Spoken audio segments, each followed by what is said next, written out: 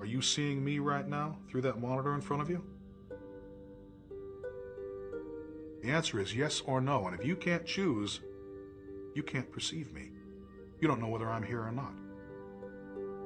1 or 0, yes or no. Binary logic is something you depend on. Without it, you can't have so much as a single perception. If we can base insight to God on binary logic, we got it made. We don't need faith anymore. It's extraneous, irrelevant. I am closer to absolute truth than any man has been before me. Do I think that makes me better than everybody else? No. I still work in a bar.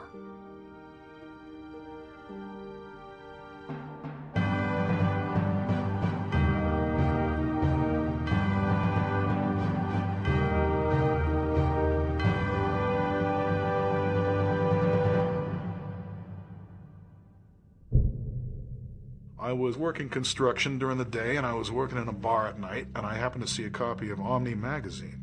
It said, the world's most difficult IQ test. It consists of 48 problems, some of which are extremely difficult. I think, gee, that's interesting. You know, that's interesting. I always wanted to know what my IQ was. The verbal problems were all pretty easy, so I just breezed through them.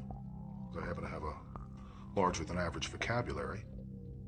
The really difficult ones were some of the spatial problems and the number sequences. Actually, highly difficult.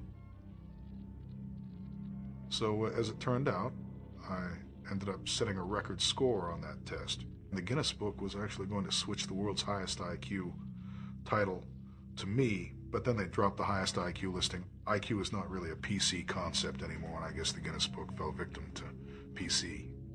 My IQ would be somewhere between 190 and 210. 210 seems very, very, very high. Does seem that way, doesn't it? Albert Einstein was estimated at between 180 and 190. Charles Darwin was way down there in the toilet at 135. Are you a genius? Well, you're kind of putting me on the spot here, aren't you? Yeah. I mean, yeah, you're forcing me to either say no, in which case, you know, it's all hype, or you're forcing me to say yes. I'll say probably, yes, I am a genius by most of the criteria. The definitive criteria of genius, I think you'd have to consider me a genius, yeah.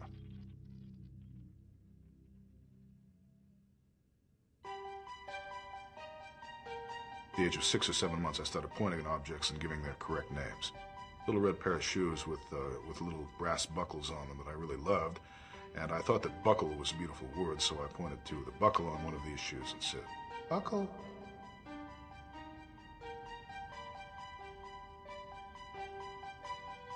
Shortly thereafter, I started talking in sentences. I seemed to have an understanding of syntax, and so I was a very early talker. I heard my mother talking about this little girl. Becky already knew how to read. I thought, well, I'm certainly not going to be beaten by her. She didn't seem especially intelligent to me, and I just knew I could out-accelerate her. At the age of 3 or 4, I started writing a book. It's an illustrated volume on snakes, lizards, and turtles. I had this knowledge, this utter knowledge that someday I would do something qualified me as being a genius. I could get straight A's in school without doing a thing. So I skipped a few grades. Everybody would look at me and say, well, this kid must be smarter, otherwise he wouldn't be so much younger than we are. By the same token, he's weaker than we are, so why don't we pick on him a little, you know? Kids don't like other kids around them that are praised for being smarter than they are. Why can't you be more like that kid? That kid is so much smarter than you are.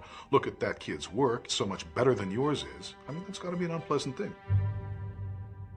We were always the poorest family in town, all kinds of welts on our bodies and fat lips. Kids are like sharks. They made the mistake of thinking these welts and things were signs of me being weaker than they were. They rapidly found out that wasn't the case.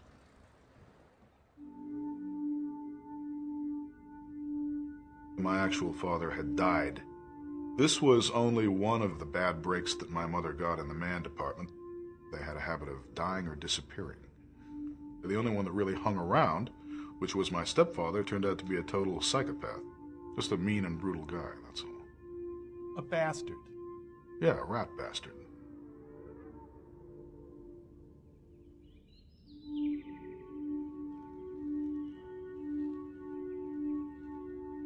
Jack did not like to be in the presence of anyone more intelligent than he was. I saw him put on this pair of leather gloves. I've noticed you're a pretty smart kid, he said. You probably know how many miles it is to the sun, don't you? And I said, yes, as a matter of fact, I do know how many miles it is to the sun. It's, between 92 and 93 million miles. Kablam, right in the mouth. The reason he put on the gloves was that he wouldn't skin his knuckles.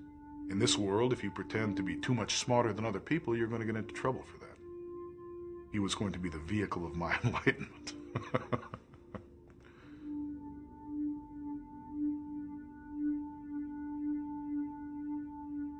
We got a horse. The horse's name was Whitco.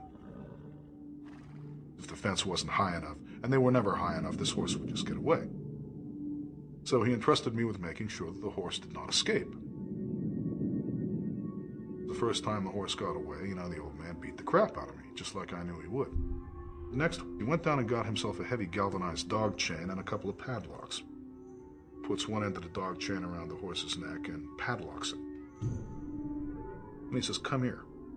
And I went over there, and he put the other end around my waist, and he padlocked that. And he drives off. It was only a matter of time. The horse naturally went through the barbed wire fence, and it dragged me up a dirt street and part of the way down Main Street before the chain broke. I was covered with blood in my eyes. I was like, wiping my eyes now. Finally, I managed to get home, and I'm walking up the front steps, and all of a sudden, bam! I find myself flat on my back. I couldn't breathe. I was going, There's the old man standing over me and says, I told you not to let that blanking horse get away.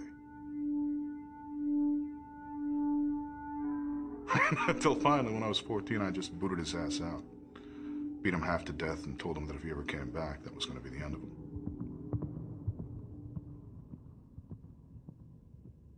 I found the whole experience of school to be highly annoying. I think I could have wrapped the whole thing up in a couple of years.